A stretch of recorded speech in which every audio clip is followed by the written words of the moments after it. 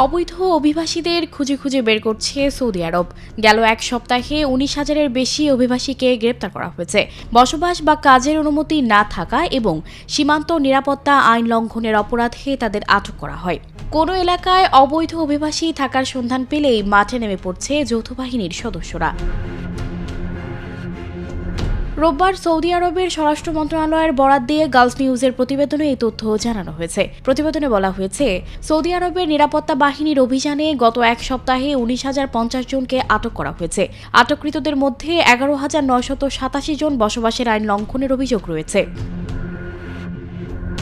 এছাড়া 4,367 জনের বিরুদ্ধে সীমান্ত নিরাপত্তা বিধি লঙ্ঘন এবং 2,696 জনের বিরুদ্ধে শ্রম আইন লঙ্ঘনের অভিযোগ আনা হয়েছে।